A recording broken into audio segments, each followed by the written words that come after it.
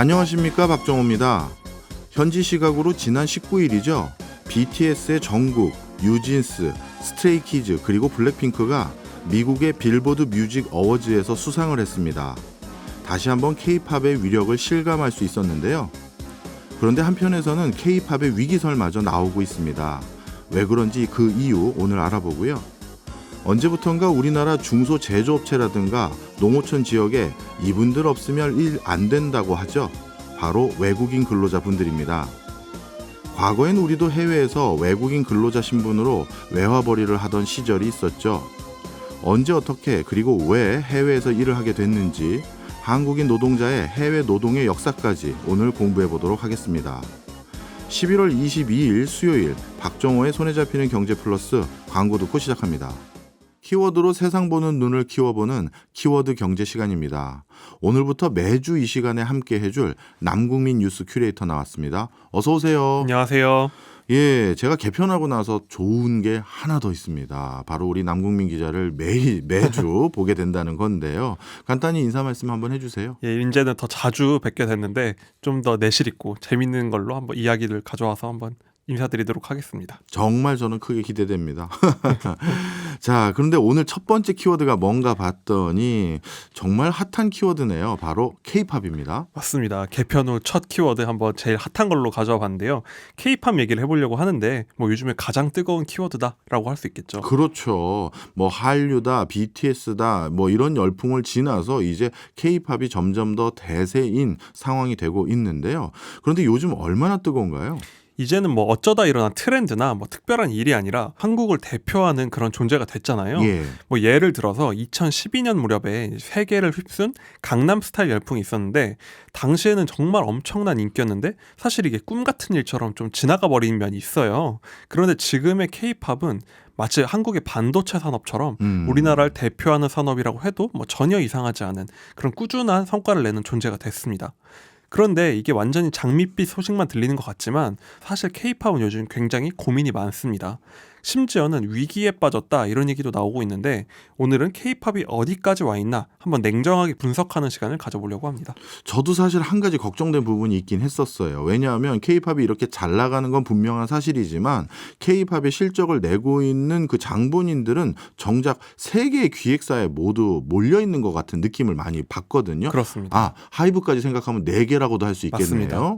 그래서 도대체 이들 4개 회사가 어떤 성과를 내고 있는지도 궁금합니다. 맞습니다. 우선 뭐 제가 걱정되는 부분을 말씀을 드렸지만 우선 요즘 잘 나가고 있다. 이건 확실하거든요. 일단 가장 명확하게 볼 수 있는 숫자를 말씀드리면요. 예. 국내 주요 기획사들이 올 3분기에 모두 역대급 실적을 기록하고 있습니다. 그러니까 이 중에 대장이라고 할 수 있는 하이브의 경우에는요. 3분기 매출이 5,379억 원인데 이게 전년 같은 기간 때보다 20%나 늘어난 겁니다.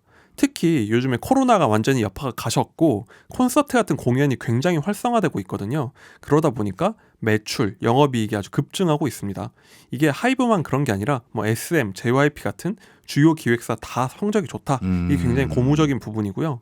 뭐 특정한 가수, 어떤 회사만 잘하는 게 아니라 K-팝이 지금은 다 잘하고 있다. 이렇게 말해도 뭐 상관없는 그 정도 상황입니다. 네. 그런데 이런 분위기를 보여준 이벤트가 또 있어요. 뭐 성적도 좋지만 엊그제 이제 세계 3대 대중음악 시상식으로 꼽히는 빌보드 뮤직 어워드에서 BTS의 정국, 뉴진스, 스트레이키즈, 블랙핑크가 상을 받은 겁니다. 무려 4개나 되는 팀이 권위 있는 시상식에서 상을 받으니까 네. 정말 뭐 올 K-팝 잘 나가고 있구나 할 만한 상황인 거죠. 네. 이렇게 돈도 잘 벌고 상도 타고 있긴 합니다만 사람들이 왜 K-팝의 위기라고 자꾸 걱정할까요? 그렇습니다. 왜 이렇게 좋은 성적 얘기해놓고 뭐 큰일이 난 것처럼 얘기하냐 하실 수 있는데요. 방금 제가 말씀드린 이 뮤직 어워드 결과가 오늘날의 K-팝의 위기를 함축하고 있다 이렇게 말할 수 있습니다. 오히려요? 네, 맞습니다. 무려 4팀이나 상을 받았다고 말씀을 드렸는데요. 이들의 공통점이 하나 있어요. 모든 상이 K-팝 부문에 있는 상들이라는 겁니다. 즉 전체 팝 시장의 경쟁자랑 겨뤄서 받은 상이 아니라 K-팝이라는 과목 안에서 K-팝 가수들끼리 경쟁해서 받았다는 의미인 거죠. 예. 즉 쉽게 말해서 주류에서 겨룬 게 아니라 하나의 하위 장르에서 좁혀져서 거기서 낸 성과다 이겁니다. 예. 그러니까 이게 사실 우리 가수들 입장에선 억울할 수도 있는 게요. 이번에 솔로 활동을 시작한 정국 같은 경우에는요. 세븐이라는 곡으로 미국 빌보드 핫백에서 1위도 했고요. 무려 13주나 차트에 나와 있었거든요. 예. 그런 엄청난 성과를 거뒀는데도 특히 모든 노래가 영어로 됐는데도 불구하고 K-팝 부문에 묶여가지고 후보로 들어가고 상을 받은 거예요. 그러다 보니까 팬들의 불만도 많은데 이 상황이 지금 K-팝의 위기를 보여주는 거다 할 수 있는 겁니다. 이게 K-팝의 위기로 해석할 수 있지만 또 한편으로는 미국의 주류 음반 시장에서 워낙 K-팝이 잘 나가니까 뭐 차트라든가 이런 걸 한쪽으로 몰아가지고 대세가 못 되게 막는 거 아닌가 저는 이런 인상도 드는데 하여튼 K-팝이 음반 시장의 주류로 아직 인정받지 못했다 이렇게들 받아들이나 봐요. 그렇습니다. 지금 뭐 저희는 섭섭하기도 하지만 예. 사실 이게 엄연한 현실이니까요. 사실 BTS부터 시작해서 블랙핑크, 뉴진스 등등 큰 인기를 끄는 가수들이 뭐 이렇게 많은 상황에서도 여전히 주류의 벽은 높은 상황이다 이렇게 볼 수 있는 겁니다. 네. 예를 들어서요. 최근에 66회 그래미 어워드 후보가 발표됐는데요. 이건 내년에 이제 시상을 하는 건데 후보는 발표됐는데 예. 보니까 우리나라 K-팝 아티스트가 한 팀도 후보에 오르지 못했습니다. 이렇게 인기를 끄는데요. 네, 맞습니다. 이렇게 인기가 있는데도 후보에도 들지 못했다는 거예요. 그러니까 아직 주요 시상식에 주류에는 아직 경쟁으로 들어가지 못하고 있다. 그러니까 냉혹한 현실이 이렇다는 겁니다. 물론 미국 시장도 매력적인 시장이긴 합니다만 우리 가수들이 잘 나가고 있다면 굳이 매출이나 이런 것들을 미국 시장에 연연할 필요는 없을 것 같기도 한데 어떻습니까? 사실 뭐 이런 걸 보면 굉장히 섭섭하잖아요. 좀 예, 빈정상하기도 맞아요. 하죠. 뭐 미국에 꼭 인정을 받아야 되나 할 수 예. 있겠지만 사실 이게 엄연한 현실이 있는 게요. 지금 K-팝 시장은 예전과 다르게 굉장히 성장을 많이 했거든요. 예. 그러다 보니까 지금은 더 많은 성과를 내야 되는 상황이 된 건데 이러려면은 미국을 넘지 못하면 힘들다. 이게 업계의 이제 정확한 현실 판단입니다. 왜냐면요. 가장 중요한 건 미국의 시장이 너무 크다라고 할 수 있는데요.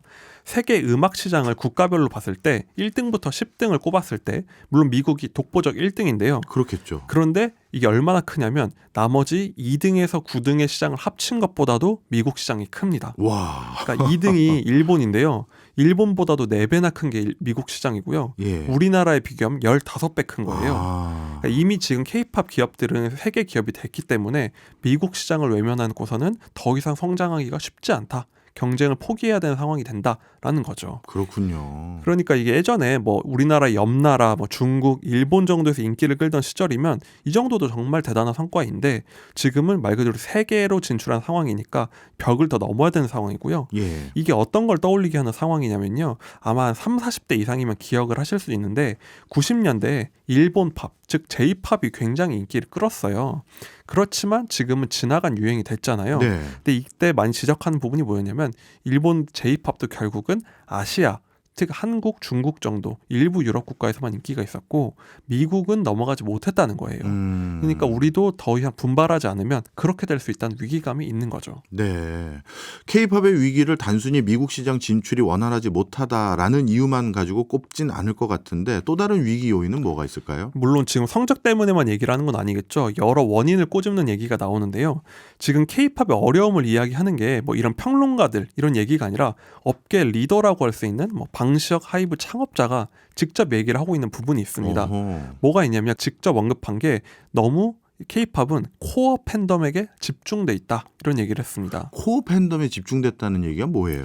팬덤이라는 얘기 많이 들어보셨을 거예요. 예. 좀 더 익숙한 용어로 뭐 팬클럽, 뭐 팬 활동하는 분들 이렇게 얘기할 수 있는데 대표적으로 아미 말씀하신 그렇죠. 거죠? 아마 예. 방탄소년단 하면 이제 아미 딱 떠올리실 텐데 그런데 이걸 코어 팬덤, 즉 굉장히 똘똘 뭉쳐있는 팬덤 이렇게 부른 겁니다. 네. 굉장히 화력도 세고 이분들이 좋은 일도 많이 하잖아요. 네. 영향력도 크고요.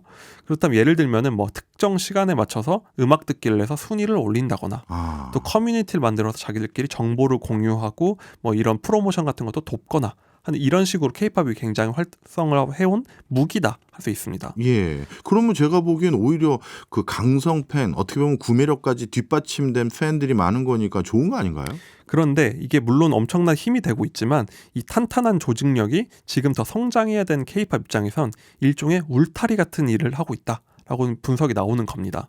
이게 뭐냐면요. 기본적으로 K-팝은 특정 아티스트의 마니아들이 모여서 굉장한 애정과 충성심으로 뭉쳐있는 구조거든요. 예. 근데 K-팝이 많이 매출을 내고 있는 것도 이런 분들이 음반이나 굿즈 같은 걸 많이 사줘서라고 할 수 있는데 네. 뭐 거의 이제 주요 기획사의 절반 가까운 매출이 이런 물건 같은 걸 판매하는 데서 나오거든요. 그런데 사실 이건 굉장히 특이한 상황인 게요.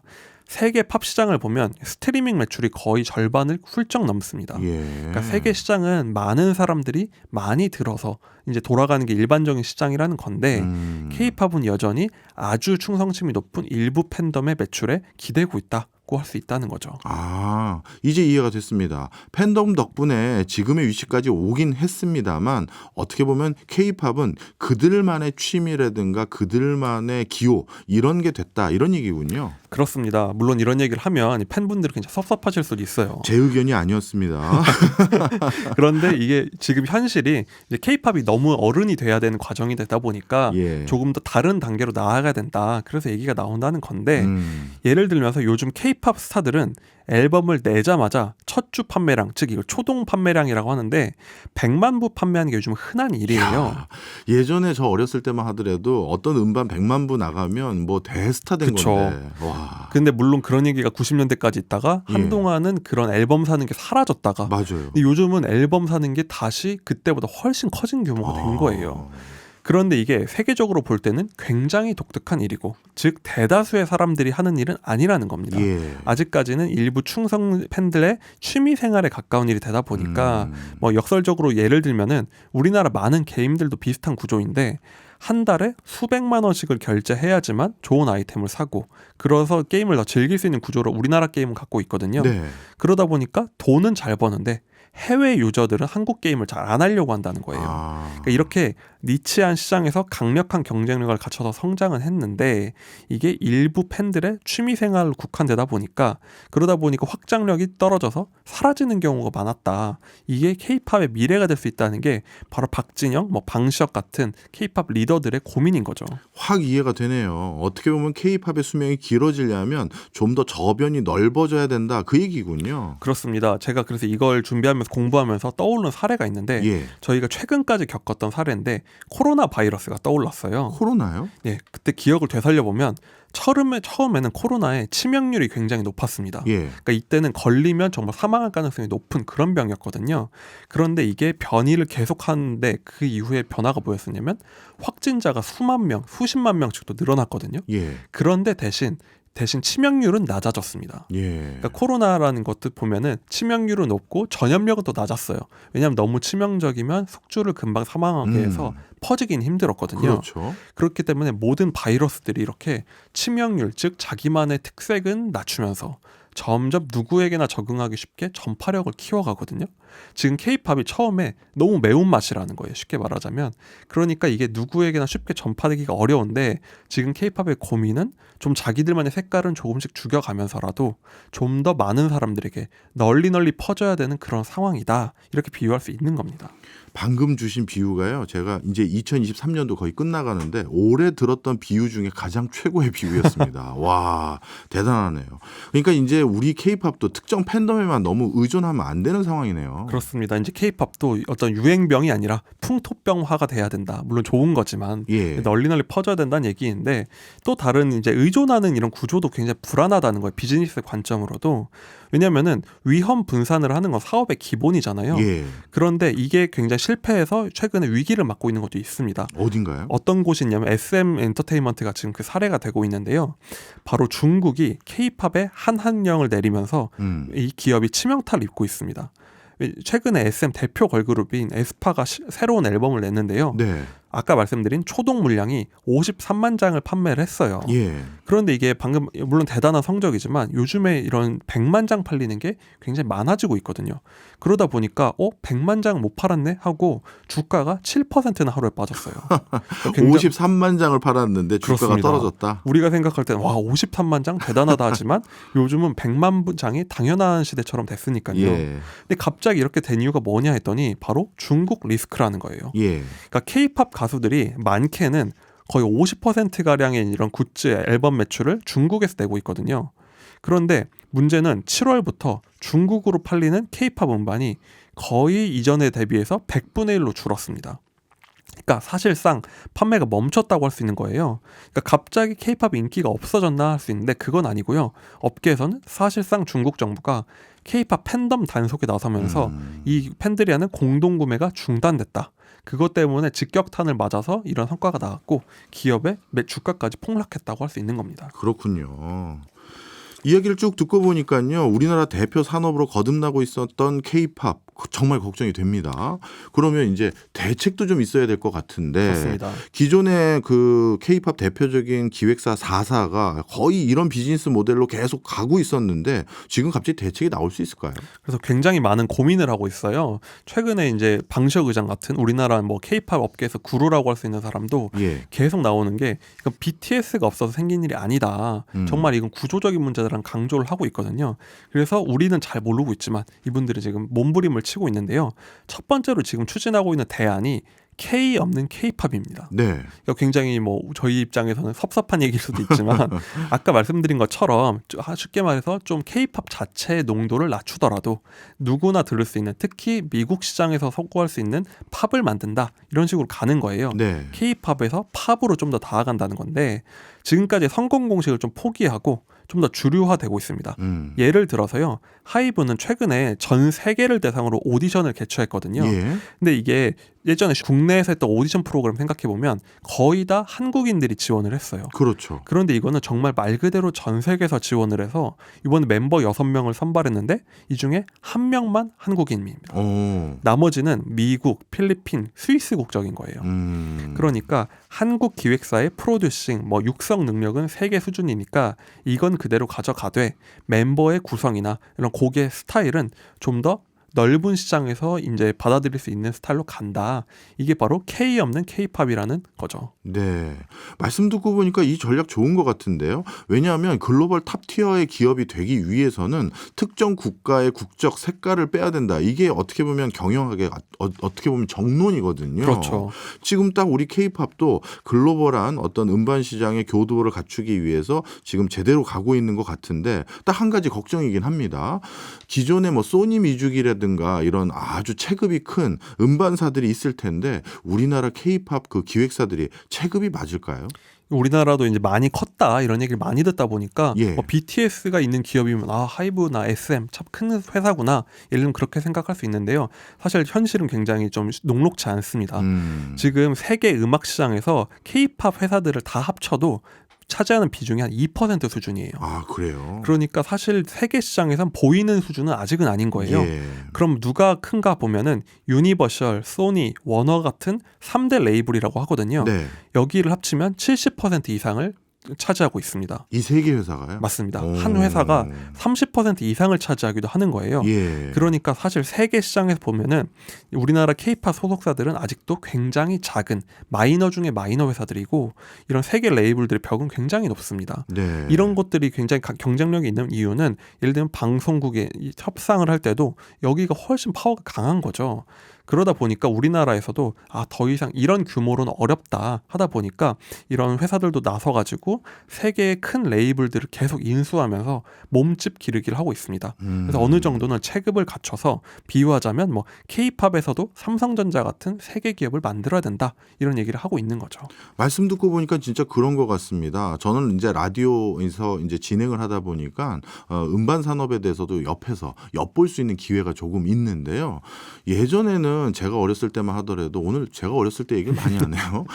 라디오 DJ 분들에게 또는 라디오 PD 분들에게 저희 신인 같습니다, 이 곡 하나만 틀어주세요 하면 정말 그게 대단한 홍보 마케팅 수단이었는데 그쵸. 요즘은 완전히 바뀌었더라고요. 그쵸. 라디오에서 뭔가 대규모 공연을 한다든가 그러려고 하면 어떻게 보면 기획사에서 소속 가수들을 대거 보내주지 않으면 아예 공연을 못해요. 그렇죠, 맞습니다. 기획사 파워가 우리나라에서만 센 줄 알았더니 말씀 듣고 보니까 유니버셜, 소니, 워너 이런 회사들은 엄청 더 크겠네요. 그렇죠. 사실 세계 시장에서 30%를 혼자 이제 갖고 있는 회사라고 하면 어디서든 굉장히 파워가 강할 수밖에 없죠. 예. 그러다 얘기를 보니까 쭉 듣고 보니까 잘 나가는 줄 알았던 K-팝 이제 걱정도 되기 시작했는데요. 그러면 앞으로 갈 길이 멀 것 같아요. 그렇습니다. 이야기를 다 듣고 나면 정말 갈 길이 멀다, 딱 이게 제가 생각하는 교훈인데 예. 저는 이걸 또 준비하면서 떠오른 게 홍콩 영화도 생각이 났어요. 사실 저는 왕가이 감독의 영화를 좋아하는데 네. 사실 저의 아버님 세대 정도까지 가면 뭐 영웅본색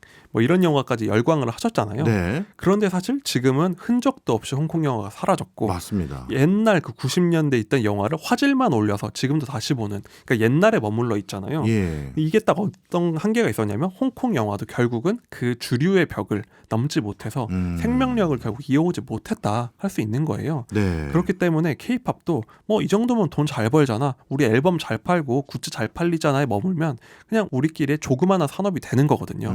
그러니까 지금도 우리 이제 국민들도 봤을 때 K-팝을 좀 더 세계적인 산업까지 잘 가야겠구나, 이런 식으로 시각을 봐야 되겠다, 이런 생각을 했습니다. 예, 말씀 듣고 보니까 진짜 걱정이 많네요. 결국 홍콩 영화도 마지막에 성장세가 꺾이니까 성룡을 비롯해서 주윤발 이런 사람들이 결국 헐리우드로 다 가버렸고, 그렇죠. 맞습니다. 훨씬 더 소멸하는 속도가 빨라졌잖아요. 그렇습니다. 우리 K-팝도 그런 길을 부디 걷지 않았으면 하는 바람입니다.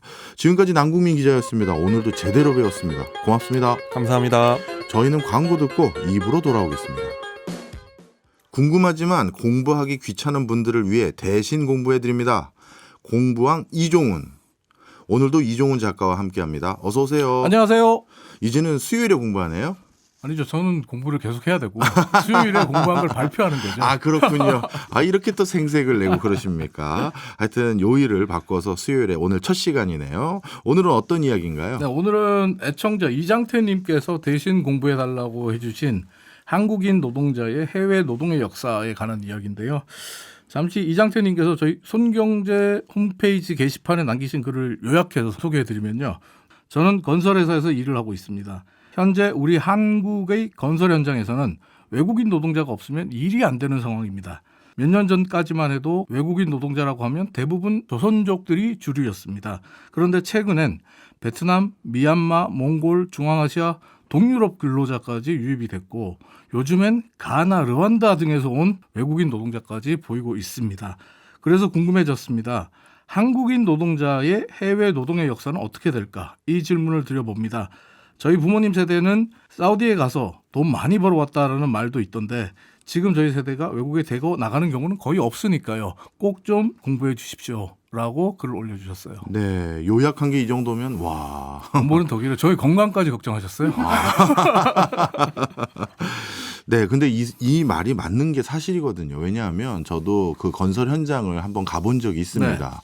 근데 현장 근로자들이 한번 모여서 대화 나누는 걸 봤더니 이야, 이건 거의 유엔 총회더라고요. 네. 그 얘기를 지금 바로 해주신 게 바로 이분의 사연인데, 그러면 정작 우리 노동자들은 해외 노동 언제부터 처음 시작했나요? 그 말씀을 드리기 전에 먼저 제가 말씀을 드려야 될 게 예.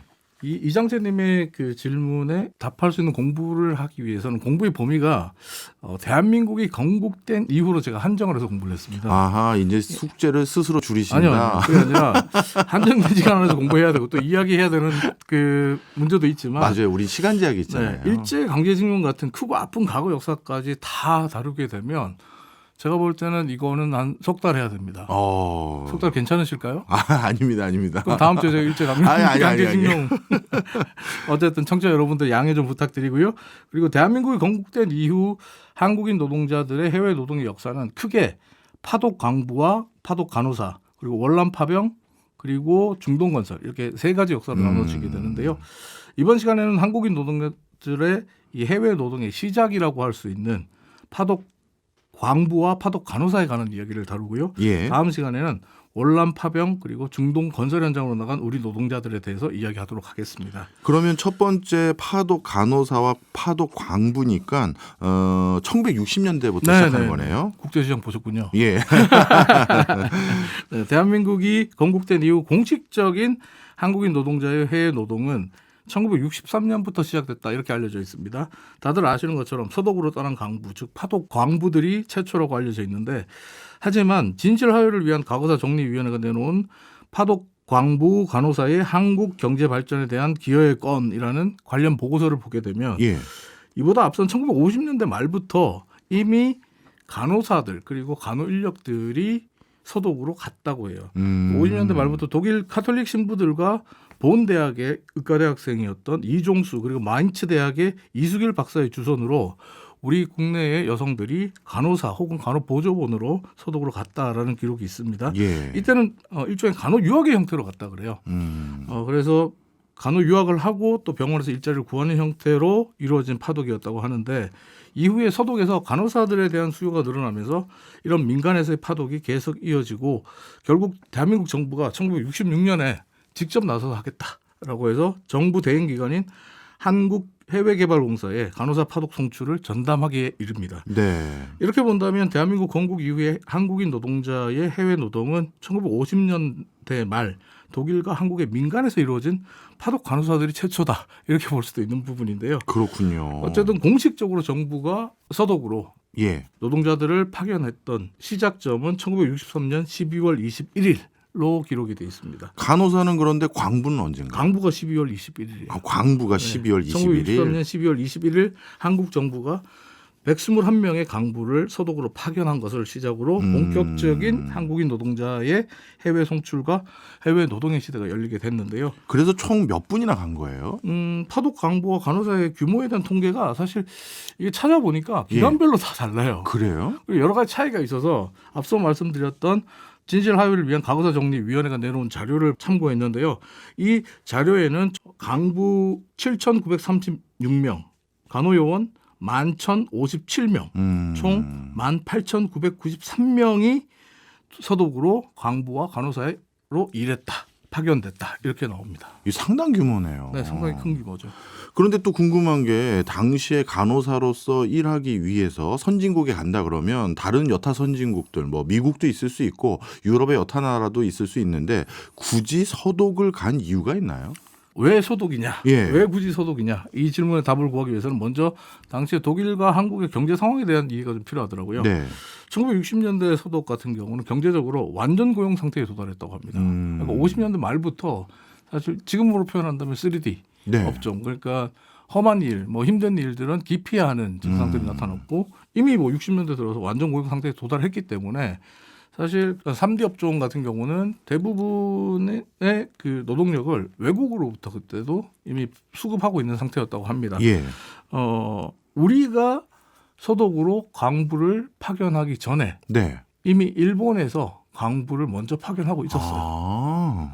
서독 같은 경우에는 우리가 강부를 파독하기 전인 57년부터 미국의 대외 원조기관을 통해서 일본 강부들의 서독 파견을 진행해 왔는데 57년부터 2년간 일본은 독일에 매년 400여 명의 자국 강부들을 파견했다고 합니다.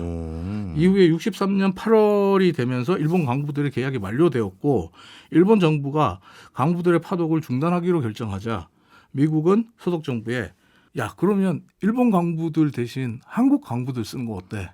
라고 제안했고 한국 정부 역시 이런 미국의 움직임 그리고 서독의 반응에 대해서 내심 꼭 됐으면 좋겠다 기대를 하고 있는 상황이었다고 합니다. 아, 이 파독 간호사라는 이 아이템 자체가 우리 정부에서 자체적으로 생각했기보다는 네. 미국의 개입이 있었군요. 서독의 필요성 그리고 미국 정부의 어떻게 보면 주선. 일본과 주선이죠. 일본과 한국에 대한 대외 원조 네. 차원에서 오히려 서독의 돈을 좀 이용하자라는 생각도 있었던 거죠. 그렇군요. 그러면 우리나라 입장에서는 도시와 농촌의 당시 실업률이 엄청 높았다고 제가 기억하고 있고 네네. 또 그 당시 경제 발전에 위해서 필요한 여러 외화를 수급하기 위해서 누군가 외화를 벌어와야 되는데 이 두 가지 문제를 우리나라 내부 입장에선 해결할 수 있다 해서 간호사 광부를 대거 보낸 거군요. 그렇죠. 그러다 보니까 꼭 됐으면 좋겠다. 이런 바람을 가질 수밖에 없었는데 사실 그 당시의 기록들을 보면 그 도시와 농촌의 실업률이 22% 정도 됐다 그래요. 네. 그래서 굉장히 높았고 또 실업률이 높다는 게 사회 불안정을 의미하고 사회 불안정은 당시에 냉전 체제였잖아요. 네. 냉전 체제에서 공산주의가 쉽게 침투할 수 있다는 위기감을 한국 정부뿐만 아니라 서독 정부 그리고 미국 정부도 같이 느끼고 있었어요. 그러니까 네. 소위 반공 체제, 그러니까 반공 블록에 같이 속해 있기 때문에 서독으로서는 반공산주의 연합이라고 볼 수 있는 거죠. 그래서 한국을 돕는 데 대해서 별 거리낌이 없었고 국내 같은 경우는 이런 높은 실업률을 해소를 하긴 해야 되는데 그러려면 국내 산업을 일으켜야 되잖아요. 예. 근데 당시 우리 정부는 국내 산업에 투자할 돈이 거의 없었어요. 1950년대 말부터 미국 정부가 계속 이제 50년대 이전까지 무상 원조를 해왔거든요. 예. 해왔는데 50년대 말이 되면서부터 미국 정부가 어떻게 하냐면 국제 소지 악화 그리고 달러의 해외 유출 급증이 일어나니까 이제 우리 더 이상 공짜로 무상으로 원조 못 해주겠다라고 태도를 바꿉니다. 예. 유상 원조로 해줄게라고 해요. 이런 미국 정부의 정책 변화가 우리 입장에서 보면 치명적이었어요. 예. 우리는 왜냐하면 전후 복구와 경제 발전에 필요한 투자 재원의 대부분을 미국의 무상 원조에 의존하고 있었거든요. 그런데 미국이 태도를 바꿔버렸다. 그러면 한국 정부로서는 다방면으로 원조를 해줄 공여자, 그러니까 다른 국가들을 찾아야 됐거든요. 그 중에 하나가 소독이 됐던 거죠. 또 당시에 이제 국내 저축률도 굉장히 낮았어요. 사실 산업이라는 게 없었으니까. 그렇죠. 당장 오늘 먹고 살기도 바쁜데 저축할 수 있는 여력이 없었죠. 그러다 보니까 국내 산업에 투자할 자금도 부족했고 제1차 경제개발 계획의 성장 목표치를 하향 수정까지 해야 되는 그런 상황이 됐거든요. 그래서 정부가 63년을 수출 제일주의의 해로 선포를 합니다. 네. 그리고 수출 지름과 외화 획득을 정책의 전면에 내세우고 정책의 제1목표로 내세우게 됩니다. 예. 따라서 당시 한국 정부 입장에서는 일본 강부들을 대신해서 한국 강부들을 소독으로 파견할 수만 있다면 아까 교수님이 말씀하신 대로 실업률과 외화 획득 그리고 어쩌면 독일로부터 상업 차관까지 얻을 수 있는 일단 3P 예. 한꺼번에 뭐 해결할 수 있는 묘수가 될 수 있는 상황이었거든요. 그래서 정부는 한국 노동 인력의 해외 진출을 적극적으로 독려하고 권장합니다. 이번에 공부하면서 보니까 파독 강부 역시 실제로는 일하러 가는 거였지만 네. 명목상은 소독의 선진 채광 기술을 배워서 국내로 돌아와 국내 탄광 산업을 발전시킨다. 일종의 기술 연수다라고 이야기를 했더라고요. 그 이유가 뭐냐면 61년에 우리가 소독과 한국 정부가 기술 연수에 관한 협정을 맺거든요. 네. 그래서 이 부분을 이제 파고든 거죠. 예. 그리고 또 더 많은 사람들이 파독 강부 그리고 파독 간호사를 지원할 수 있도록 독려하기 위해서 미디어를 이용해서 지금으로 보면 가짜 뉴스에 가까운 과대 광고성 기사들을 상당히 많이 냈더라고요. 아, 그래요? 네. 저는 외국에서 일한다 하니까 그냥 많은 사람들이 알아서 찾아왔을 거다 생각했는데 그게 아니라 아예 과대 광고까지 했어요. 네. 어떻게 광고했나요? 소독의 탄광과 파독 강부의 삶을 그 미디어들은 예. 돈 벌기 좋은 곳, 돈 벌고 정말 살기 좋은 예. 그런 곳으로 묘사를 해줬고 실제 소독으로 그럴 것 같은데. 파견되기만 하면 예. 일확천금을 얻고 벼락부자가 된다는 식으로 보도들을 많이 해줬어요. 여기서부터 광고가 좀 세군요. 심지어 광산왕이 될 수도 있다. 광산왕. 이런 식의 언론 보도도 있더군요. 1963년 8월 2일 경향신문의 헤드라인을 잠깐 소개해드리면 헤드라인이 이렇습니다. 노다지 캐러 소독에 간다. 이 기사 내용을 보면 젊은 강부를 엘리트로 묘사를 하고 있고 이 엘리트 강부는 소독으로 파견 나가는 것이 훗날 광산왕이 될 수 있는 길이라고 굳게 믿고 더 많은 사람들의 지원을 독려하는 내용으로 구성되어 있는데요. 이런 미디어 기사들이 나오니까 가난에서 벗어나고 싶었던 정말 많은 사람들의 욕망과 꿈을 자극하기 시작합니다. 덕분에 소독 파견 강부 모집에는 총 2,900여 명이 사람들이 몰려들었고 강부 선발 지원 조건이 20세에서 35세 사이에 있는 자 그리고 1년 이상 탄광의 갱내에서 작업한 경력이 있는 자 이렇게 자격 조건이 제한돼 있었어요. 예. 그러니까 일단 강부 경험이 있어야 된다는 거예요. 그러니까 20세 이상 35세 이하에 1년 이상 탄광에서 일한 경험이 있는 자라고 제한해놨는데 문제는 이 2,900여 명 중에 그 시절에 정말 보기 힘들었던 대학 졸업자들도 있었는데 그 숫자가 무려 115명이나 됐다 그래요. 네. 그러니까 한마디로 가짜 강부들도 상당히 많이 지원했다 이렇게 볼 수 있는 거죠. 저도 한 분 인터뷰한 다큐멘터리 영상을 본 적이 있는데 뭐 한양대학교 총학생회장 출신 분이 그 뭐 파독 광부로 가신 바도 있더라고요. 그래서 그 당시 광부로 가신 분들이 정말 우리 사회에서 많이 공부하신 분들도 많이 섞여 있던 그런 현황을 봤죠. 뭐 죄송한 얘기지만 그분은 자격 조건에는 해당이 안 되시는 분이죠. 그런데 냉정하게 얘기하면 국가에서 그냥 넣어준 게 아닌가 생각이 그래서 들어요. 사실은 이게 나중에 그 1963년 12월에 1차 파견을 하고 이후에 미디어에서 워낙 장밋빛 한상을 심어줬기 때문에 더 많은 사람들이 지원을 하려고 했어요. 그러면서 가짜 경력 지원자에 대한 문제를 지적하는 언론 미디어 보도 기사들도 꽤 많더라고요. 그랬군요. 자, 그런데 현실은 정작 광산왕이 된 것 같지는 않고요. 네. 가서 정말 처절한 삶을 살지 않았을까? 전 그렇게 추측합니다. 저는 돈 벌기 좋은 곳이라고 했잖아요. 차별도 있었을 것 같아요. 차별이 있었죠. 당연히 예. 차별이 있었죠. 국내 탄광의 열악한 노동 조건에 비해서는 소독에서 일하는 분들이 훨씬 더 나은 대우를 받은 건 사실입니다. 하지만 당시 언론들이 묘사했던 일확천금, 돈 벌기 좋은 삶 이런 삶과는 좀 거리가 먼 곳이었다고 해요. 참고로 당시 국내 탄광 같은 경우에 1년에 사상자가 700여 명씩 나왔다 그래요. 그리고 급여가 6,000원이었다 그러는데 월 급여가 이제 6,000원이었다고 하는데 하지만 소독에 가면 기본 임금이 기숙사비, 세금, 보험 등을 제외하고 손에 쥐는 돈이 월 평균 한 600마르크 정도 됐다 그래요. 그럼 이게 어떻게 되는 거죠? 600마르크가 그때 이제 그 700마르크 정도 받으면 네. 당시에 대한민국 장관 월급과 비슷하다. 와. 우리 돈으로 한 4만 5천 원 정도 되는데.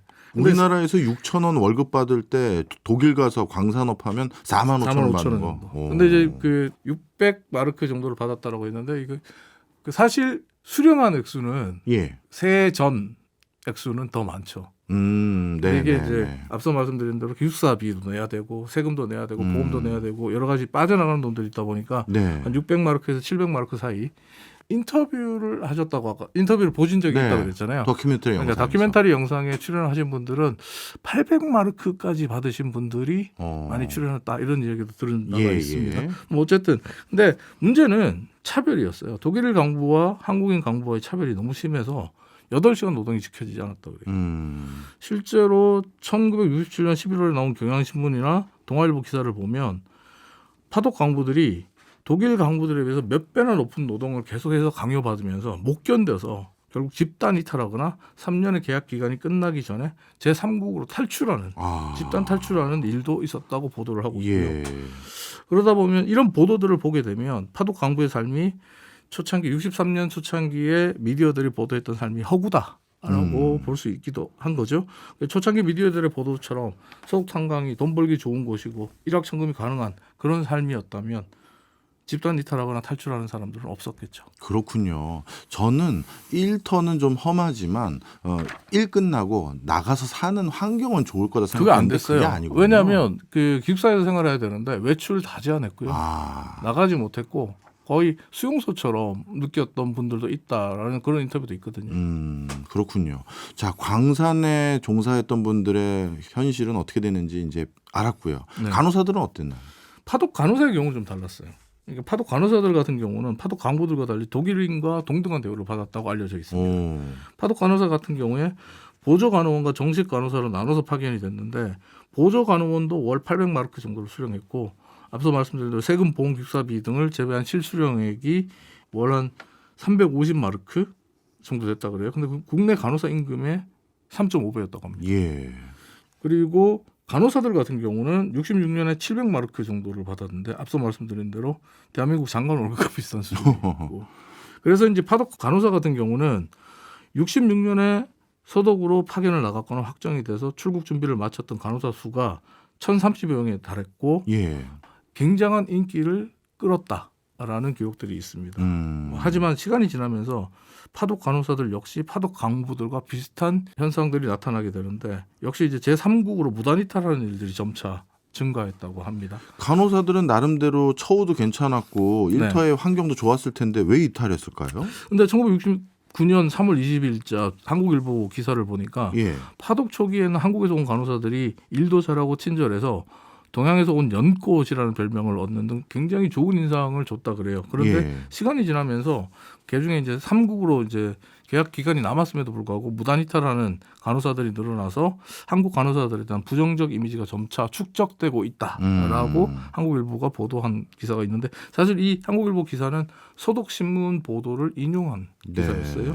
그럼 그 말은 뭐냐면 그만큼 파독 간호사들 역시 힘들었다라고 말씀드릴 수 있는 거죠. 그럼에도 불구하고 당시 한국 정부는 파독 강부와 파독 간호사들이 매달 국내로 꼬박꼬박 송금해주는 외화가 굉장히 중요했기 때문에 일종의 수출 전략의 일환으로 광부들과 간호사들의 파독을 계속해서 독려하고 드라이브를 걸게 됩니다. 네, 이 부분도 저는 궁금했습니다. 파독 광부와 간호사들이 국내에 송금한 돈이 도대체 국내 시장에 무슨 큰 기여할 정도의 그 정도 액수가 됐는지 아니면 어떤 상징적인 그냥 뭐 국민들의 노력으로 이런 일화를 소개하는 건지 궁금했어요. 이것도 사실 자료를 찾기가 굉장히 힘듭니다. 왜냐하면 은행 송금 기록을 봐야 되는데. 그렇겠죠.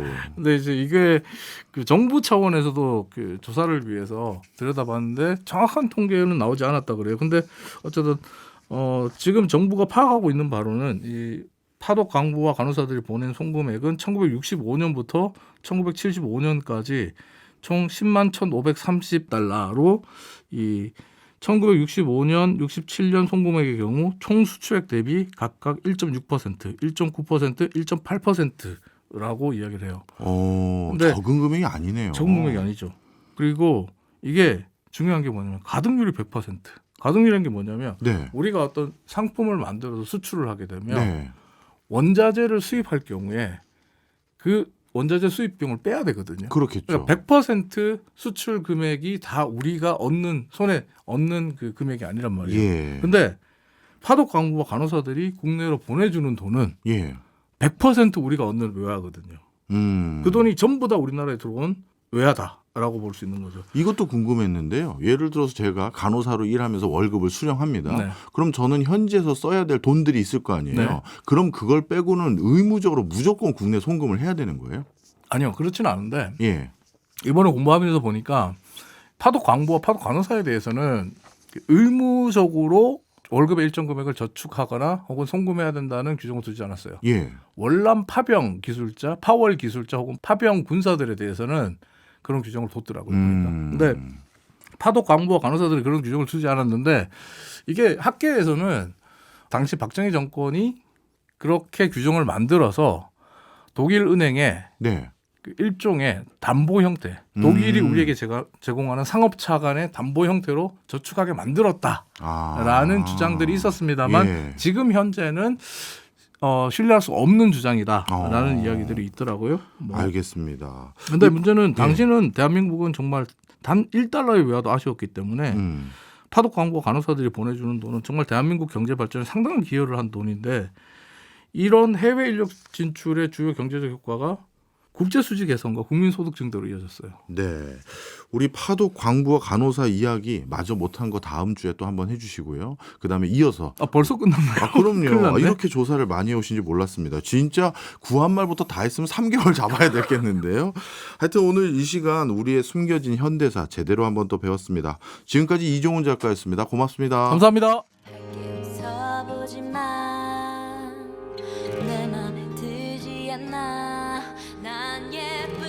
지금 흐르는 노래는 2NE1의 어글리입니다. 오늘 K-팝에 대해서 배워봤죠.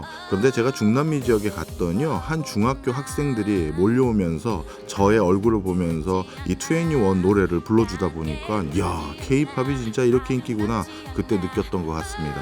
그래서 한번 선곡해봤습니다. 박정호의 손에 잡히는 경제 플러스는 내일 저녁 8시 5분에 다시 찾아오겠습니다. 고맙습니다. 경제 생활의 플러스가 되는 아주 경제적인 시간. 박정호의 손에 잡히는 경제 플러스.